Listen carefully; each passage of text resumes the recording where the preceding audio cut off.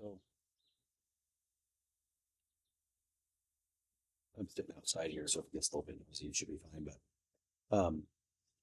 I think on your video, I still think that you're uh, kind of lost in the sauce a little bit, if that's the right way to say it. Um, I think you know a lot of things, and I think you're still having trouble trying to decipher or go, okay, when is this pertinent? When is it not pertinent? What am I actually looking for? What have you? And again, some of that obviously is um, I truly believe that when you when you talk to yourself certain ways, and then when you're basically, let me put it this way, there's probably a part of it where you're doing the same thing over and over and over, and potentially expecting the same result. So anyway, maybe not, but um, so going back to this morning, this is obviously the 1 hour chart. So I'm not sure if you saw the trading view picture I sent you of the 3 minute chart, but nonetheless, um, here's the opening range. And the previous day at 10 o'clock, it opened right down here and immediately took out the AM range sell side. Today, it also took out the AM range sell side, but didn't do it till a little bit later. So from the perspective of on your video, when you were back in here, looking for, trying to find a long to here,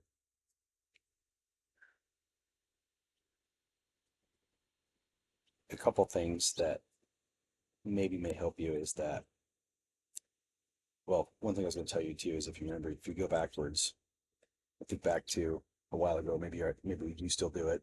I still do it at times, or I just watch it. But remember, we used to mark out the pre-market buy side, pre-market sell side.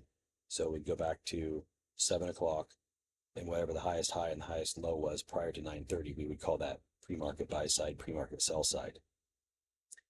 And I remember for me personally, once now here, obviously the pre-market sell side was also taken, but I remember it took me a little bit to learn that uh, if 9:30 opens and then 10 o'clock takes out, or after 10 o'clock, it takes out the low of 9:30, that it doesn't have to take out, even have to take out the pre-market buy side of sell side, on the same side that it takes out, whichever side it takes out first. It doesn't have to take out the pre-market. That's just a draw. Today it did. Yesterday it didn't. Point being is that all that the algorithm typically would do and what we're waiting for in regards to either this or this is we're waiting for one side or the other. Here, did it later in the day or later in the hour, right there. Also took out the pre-market sell side. And so in my addressing what you had in your video, I think you had this candle right here as your silver bullet, which there's nothing wrong with that if you use it in conjunction with going, I think you did it later in your video. I used let's see, I think if you go to the 5 minute, there is one at right here after 10 o'clock.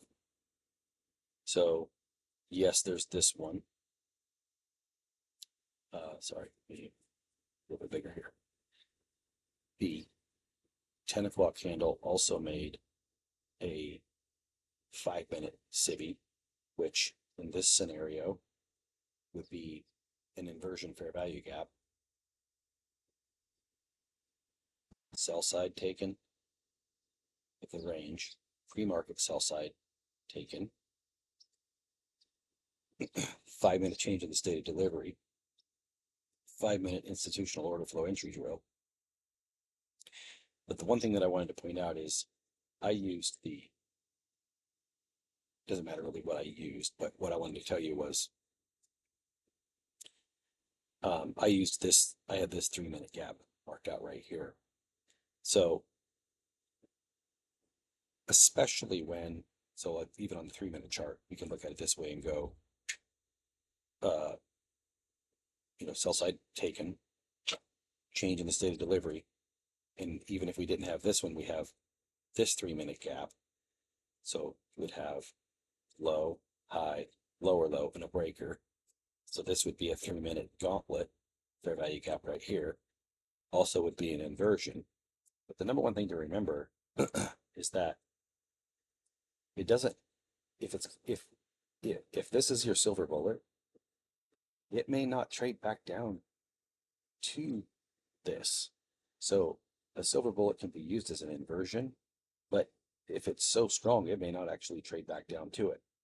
So if you're going to use, so just keep that in mind. So if you had on the higher time frame this 3-minute right here, or this 3-minute, this one it traded back to, this one it didn't. But just remember, if it's an inversion, it doesn't have to trade back through it. If it makes a gap here, that's also inside of a breaker, that's a gauntlet fair value gap, and rips through it,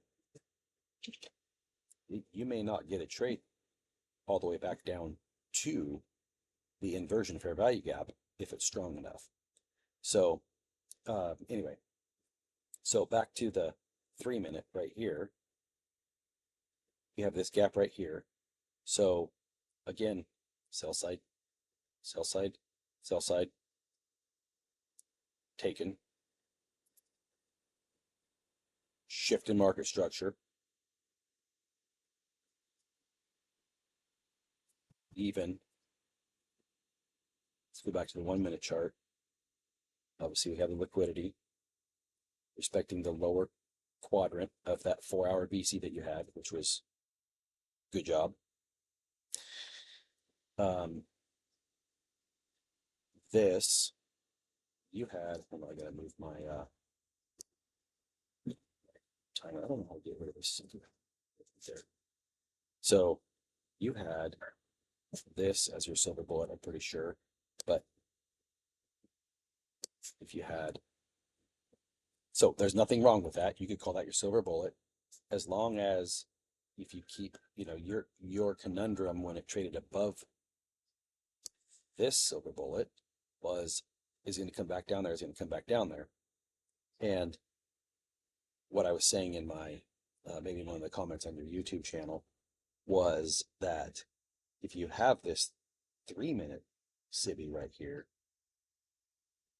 that it's traded through on the 3-minute chart, this on the 1-minute chart is probably a breakaway gap, which means it's never going to be touched. So on the flip side, you can still keep that as your silver bullet and then go, okay, I'm going to call that one my silver bullet because it had quite a bit of displacement. But you still have to look at it and go, okay, but this, even though it's small, we'll even just call it this one down to the volume imbalance. This one is still an inversion for value gap, regardless of what you want to call it. So whether you want to make this one your silver bullet or this one because it has more displacement, that's great. But when you're looking at it going, it seems like the draw would be up here. We already took the opening range sell side and the pre-market sell side. And we have a breaker with a change in the state of delivery, but for sure change in the state of delivery right there, but also right here.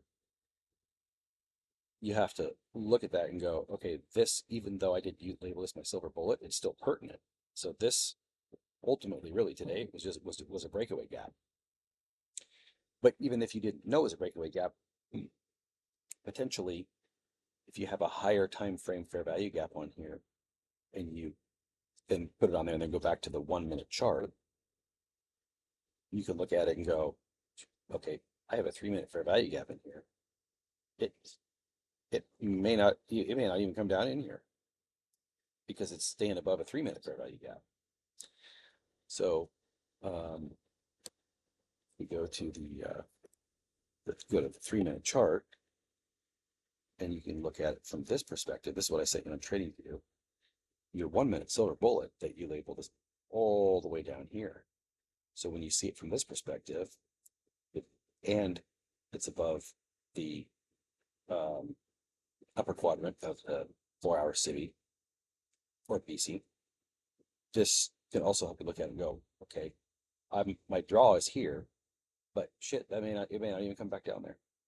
So then if we do that, and then let's go back to the 1-minute chart. So if it's showing strength or at least a draw up into at least potentially optimal trade entry of this range, regardless of what you mark as your silver bullet, you have a low, high, lower low, change in the state of delivery, gauntlet fair value gap, or inversion fair value gap right there. So when this rips through that, if it's strong enough, you're never going to get it. You'll never get a trade back down to that inversion fair value gap. But just that right there is enough to go, okay, I'm looking for the next PD array that I can enter on. So whatever down candle I can grab to give me into a discount, that's what I want to be entering on. So if you entered, so the other thing too is if you entered on, let's say you entered on here using the 3-minute CIVI, then what I would do is there's a little gap right here. So you could use, obviously, if you go back to the 3-minute chart, you look at it, you're like, damn, that's a big stop loss. If you went, okay, I'm using this one right here, so my stop loss has got to be all the way down here, or consequent encroachment of this first candle. But how I would look at it is if it's showing that much strength, I would go, if I'm going to enter on this candle right here, let's say if I waited, I could have entered here on this up candle, but this is up candle, that's an up candle. So I want some sort of a down move first to get me into the trade going bullish.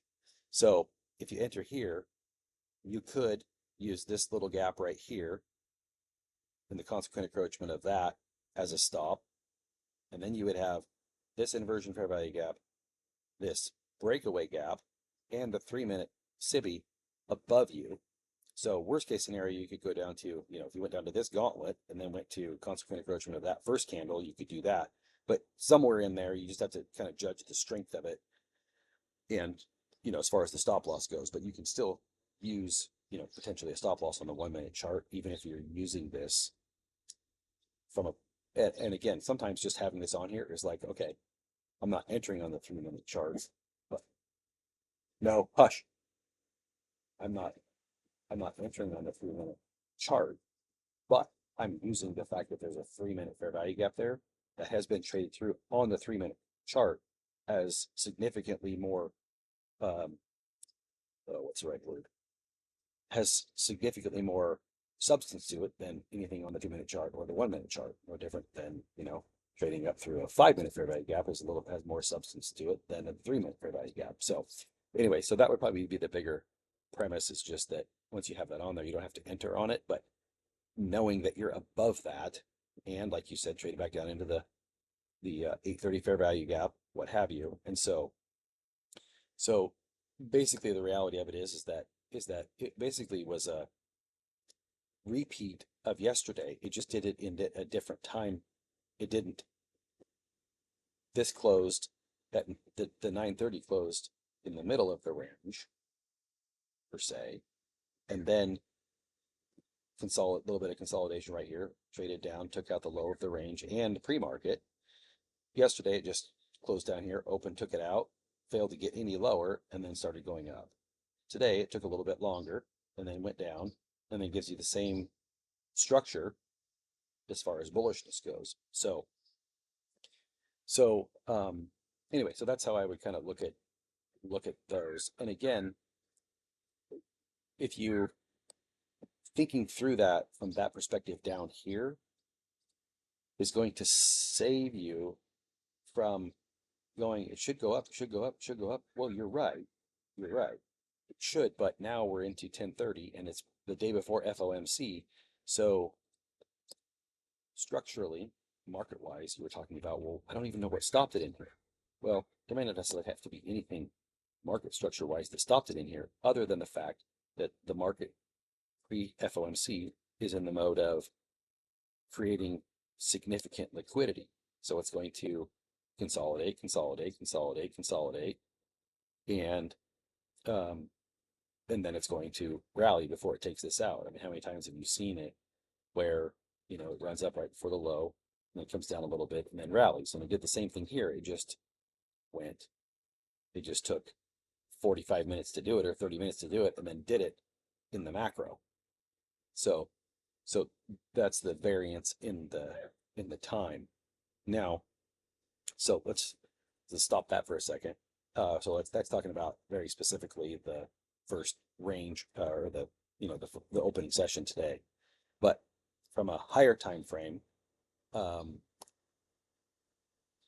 me go to the 5-minute chart. I had the same 4-hour CIBI on there. So what I was looking at was I felt like shit this morning, so I got up late. So the first thing I did was I threw on yesterday's high and low for the PM session of yesterday, right here. And then this is the first presented 5-minute fair value gap from yesterday. Yeah, it runs all the way this way, but I just took the previous days and moved it to where it fit the one from, sorry, this fair value gap was the one that was from not yesterday, but the day before. And I just moved it up and down and reshaped it to fit the one from yesterday PM session. So I looked at it, and from this perspective,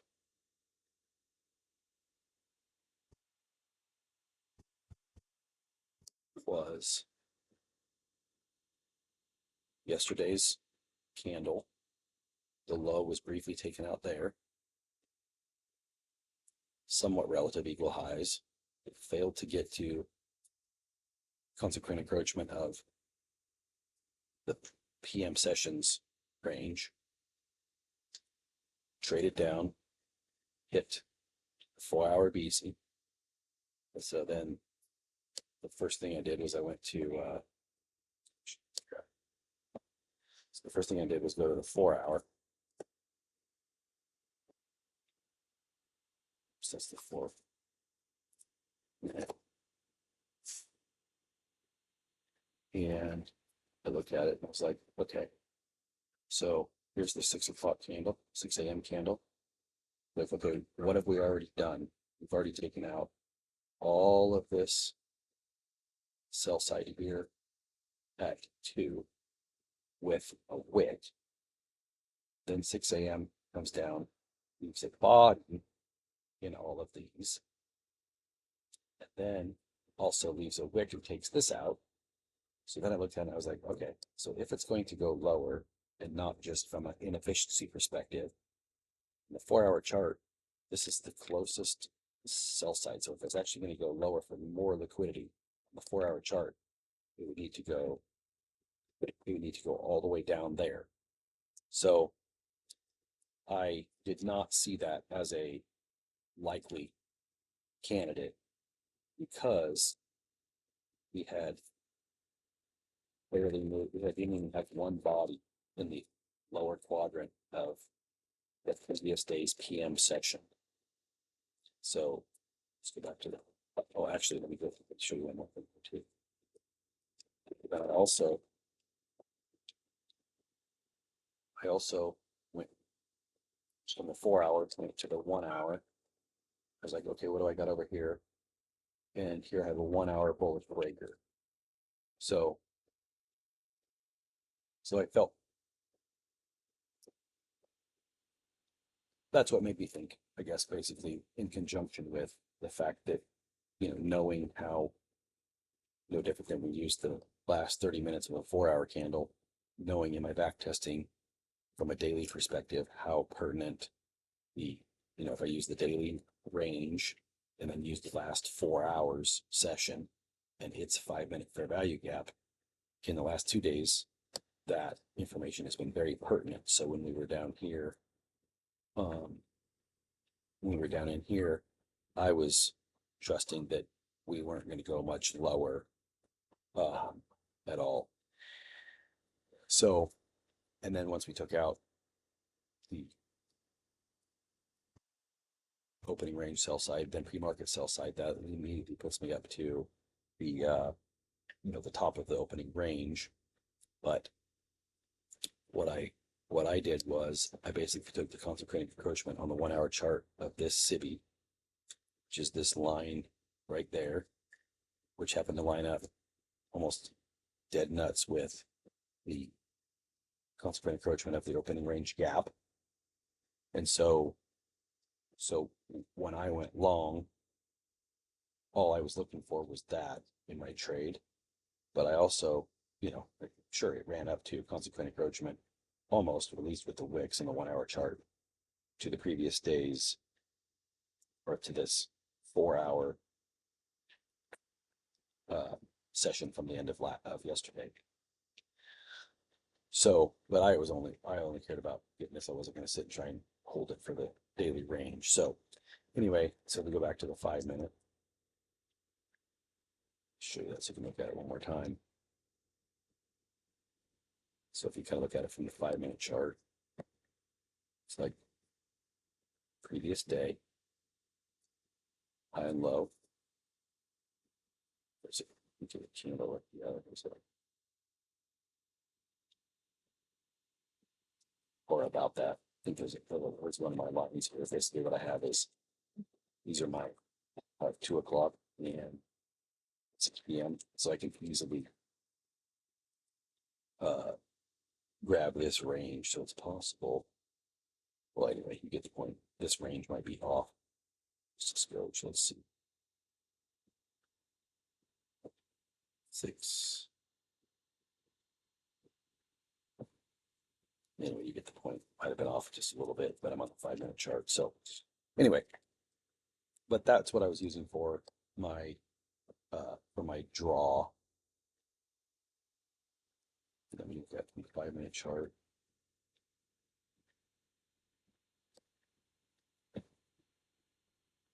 Here's 8:30. Rallies up into a little bit of a premium. 9:30. Creates AM opening range. Sell side. It's back up. Takes out that sell side. That sell side. 5 minute chart. It's almost respecting the bodies of the consequent encroachment of the 4 hour BC. To the tick, there's the lower quadrant of it. 5 minute change in state of delivery. And then here's my consequent encroachment of the 1 hour SIBI, as well as the 50% of this open range gap. So anyway, hope that helps. And what I would encourage you to do is, to whatever degree any of this stuff resonates, is get off of your regular trading. It doesn't make a difference to me if you don't want to look at it, but I find that it helps to mentally go, okay, this is my practice demo account. I'm going to create a new one. I'm going to take 2 trades, or I'm going to take 5 trades. And what I'm going to do is I'm not going to have any hypothetical entries. I'm going to make an entry. And, so if that helps you at all, but that was beneficial to me, because it's like, okay, I know I'm practicing today. So to whatever degree I was using my one demo account and trying to treat it like a real account. But anyway, I think that you're waiting so long. By the way, I think you saw that your Omega Premium was pretty cool, pretty funny. Let me go back to the 3 minute chart. One thing I wanted to show you, forgot. So when I had this 3 minute SIBI right here, when you entered your trade in here, so I also went to, this is the first percent fair value gap 1 minute chart of this range. But I mean, I was using the 3 minute chart with this SIBI right here. So I also marked out right here, you have that's a 3-minute inversion fair value gap. So when you entered your trade based on the first percent fair value gap, and I think you had another, maybe the 830, or no, the 830 was down here. You had another one in here, but it basically went traded down to the very, very bottom, to the tick, as far as it went, to that 3-minute inversion fair value gap. Now, you probably already noticed this, but if you had not closed your trade, your stop was actually safe. So I'm not sure if you noticed that or not. So anyway, all right, bro. Hope that helps. Talk to you later.